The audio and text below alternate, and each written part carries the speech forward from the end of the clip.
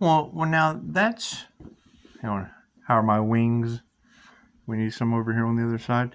That's twice in a row. That's twice in a row that you have brought up government officials or police or whatever abusing their power because of their access to information. And that just doesn't work for me. That's not for the highest good of all. And what triggers me is when I lose my abilities if I use them for negative purposes, which would be the same from, I mean, they're going to lose their abilities for using them for negative purposes, and I can't do anything about that. I can't do anything about that. I mean, if they want to know so fucking much, be a ghostwriter. It's what it is. I don't know. I don't know what their issue is, and I don't really care. I don't really care. You know, I do care that you girls have to tell the same story, and that's two of you. That's two of you back to back in one day. Back to back in one day, talking about people abusing their powers. Cool, abuse that shit on the people that line you up and that lock you down. You abuse your powers on those people. Fine, I don't need to be someone's project. We need to figure out who the project children are that put you in lockdown and line you up. And what is the purpose in that? What is the purpose in that? Because they don't want to take care of you? Cool. We don't want to have to take, when you get old from abusing your ability to grab information, we don't want to take care of you. Shitty to say that, isn't it? It's what it is. However, abusing your ability to get information, give me that ability. I won't abuse it. I like information. I think it shit's an oasis. I like data-driven information. However, I can close my eyes and figure out anything I want to, but the High Priestess energy just doesn't reveal all of her cards. She doesn't. And if they're looking for a mystery, great. Figure out my NDE at Hooters. That's the mystery. That's the mystery. Figure out why two women told me my feet were smoking. That's just go smoke some foot. Works for me. Sweet. How you like my wings? You like my wings? I believe I can fly. That's what it is. But that's two of you. That is two of you in a row. That's two of you in a row talking about humans or demons or the devil or men in blue. We need the men in black. We don't need them. Now, hang on. The men in black, that would... I think that would be actually a dream. Because MUFON, I can spot that shit. I can spot. Working for MUFON, that's what Dolores did. Yeah. That was the cool thing about Dolores. You know, she used to do the UFO convention in the Ozarks. Let me get my wings out of the picture. She used to do the UFO. She used to do the UFO convention in the Ozarks. I see things you can't see, so don't worry about it. She activate your astral sight. Don't look at me like that. Anyway, she do you scry or do you cry? Oh, I can't scry. Don't abuse your abilities. You'll be able to do all kinds of cool shit. Anyway, so here, let me turn you off so I have a teleprompter too. It's called Black Mirror Scrying. So Dolores would get these people, first off, they'd have these alien abduction victims. What the hell are we going to do with this person? We just don't know what to do with this individual. They seem to be telling the truth. They've passed a lie detector. They've gone through all of it. Fucking, they believe it. And there's no way we can convince this person. They're not. There's nothing wrong with them. They've just had this experience that's absolutely unexplainable. So, they take them through spin cycle. It's the wheel of karma. I'm laundering their souls. Anyway, they would have these experiences, and then when she would get them down to, well, I mean, they would take them to like a regular hypnotist, and they'd be able to do the past life regression with no problem. But they'd get them to wherever they went, wherever they were abducted to, and then wouldn't know what to ask them. Fucking, well, we got him here. But we don't know nothing about where he's at. How are we going to figure this out? Okay, so we've got you in the mall, but we've never been to a shopping mall before. We wouldn't know what to ask. There's all these doors and stuff in the shops. Anyway, Dolores was curious, so they would take him to Dolores. Well, hell, Dolores ended up being the MUFON hypnotist, something like that. She got a lot of that's where she got all of her information for her books. Anytime they had and they talked about highway days. Now, the INFJ is consciously unconscious. What does this mean? It means Pisces is usually dreamy, daydreaming anyway. The INFJ can drop down into an unconscious state, operating in two realms of consciousness at the same time.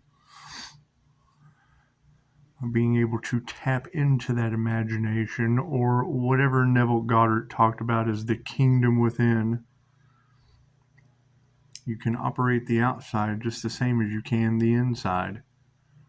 Higher Balance Institute, Eric Pepin's book, Modern Mystics Guide to Meditation, he talked about the kingdom. I'm all over that shit. I can put anything up on my silver screen.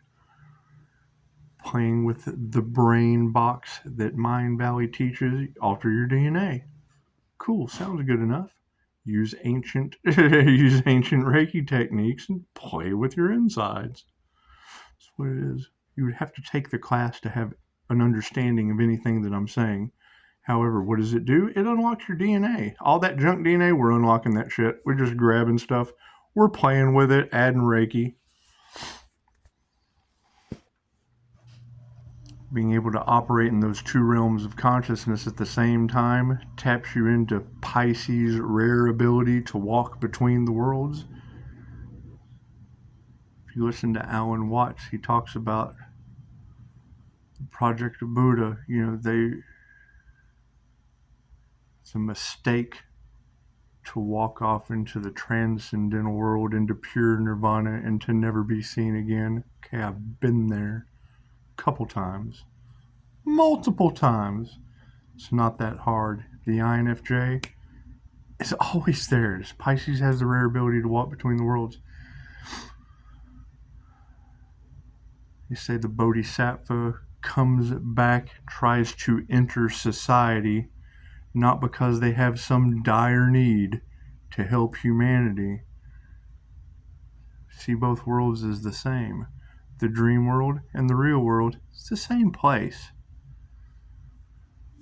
When you're in a dream, you can control anything in the dream except the environment. You can change environments, you can do all kinds of stuff, but the environment's already pretty much this picturesque environment that you're just kind of, you're still confined. You're still confined to an environment in your dream.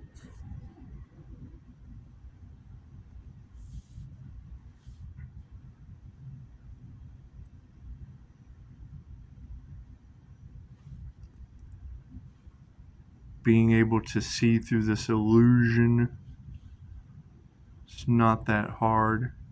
You're looking at things from an energetic standpoint instead of a physical standpoint.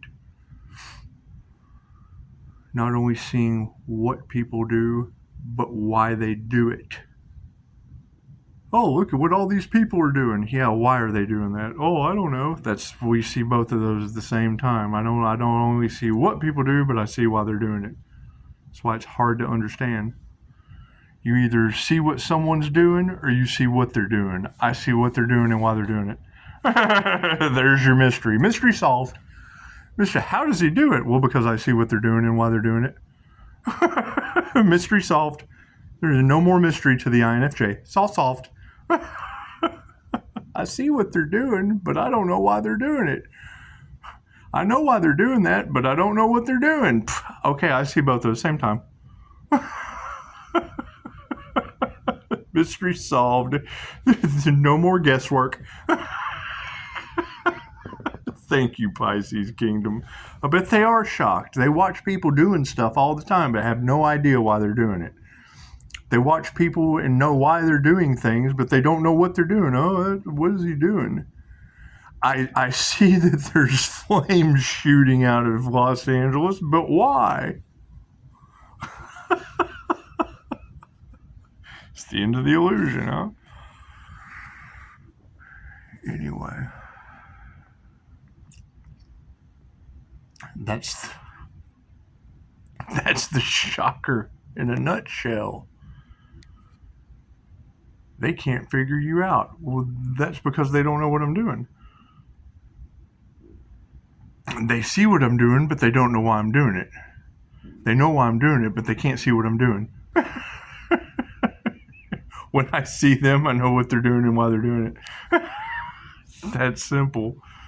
It's that simple. It's not that hard. The Bodhisattva vow. If you go to YouTube, you'll see the Bodhisattva vow explained. They tell you the crisis in our world is not one of economic, political, religious, none of that shit.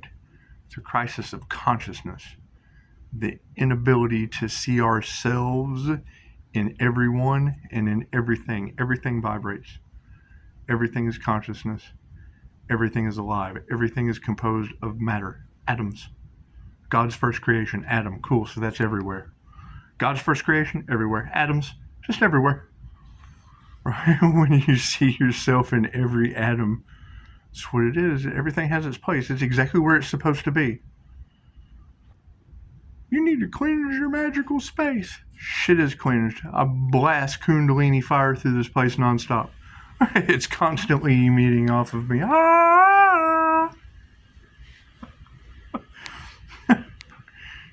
You have to cleanse your magical space. Me, I walk by shit and disintegrate it. People can't keep the applesauce on the shelf at Walmart. The girl in the restaurant can't hold the honey. That's what it is.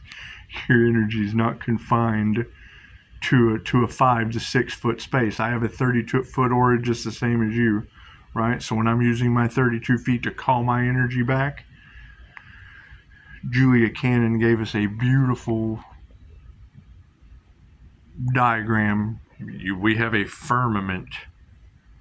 You have an aura. Your aura is connected to layers of energy. You see the Schumann resonance? Cool. When it spikes up, cool. We just ride that up. Anyway, your bubble touches the higher consciousness. Okay, so if my bubble is touching higher consciousness and you're over here on the other side of the planet in your bubble, the top of your bubble is touching the higher consciousness. Right? That's how we're able to read energy. Right? Being able to send energy. I can take a picture of you and send you distance Reiki. They can take a picture of you and do whatever kind of weird shit they do on an altar. I wasn't aware of. I would guess I was aware of it. I just don't think like that. I think over here. However, practice what I preach. Not only do I see what they do in 2 different forms, but why they do it. So, that's what it is. Go look up what is the Bodhisattva vow explained. So, there are innumerable sentient beings in the universe. I have vowed to help them all to awaken. My imperfections are inexhaustible. I have vowed to overcome them all. The way of awakening is unobtainable. I have vowed to obtain it.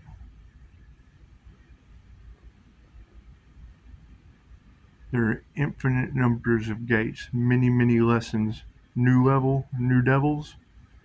You're constantly growing, constantly learning, constantly evolving energetically till you have a big white bubble wrapped around you in the light. Right? With a background and the light and the little. Watch these readers. When you're watching tarot, you see the light brighten up.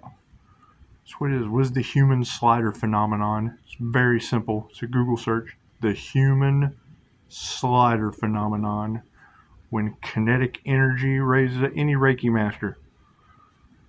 There's a demonstration of a Reiki master demonstrating on a mannequin As soon as she puts her hands on that mannequin, the whole room lights up. It's kinetic energy. It picks it up on the camera. Is it an energetic boundary? Absolutely. Does it affect plants, animals, and people around you? Absolutely. It makes them knock the applesauce off the shelf. If they're running on negative energy, you're disintegrating that shit when they go by you. I'm having a bad day. I've got anxiety. Fucking just wipes the energy out of them. That's why the INFJ shields. If I'm open to that, well, then their anxiety and shit comes off onto me. Comes right through my shield. Scott Morgan teaches that shit, and I would suggest every empath learn it. Namaste.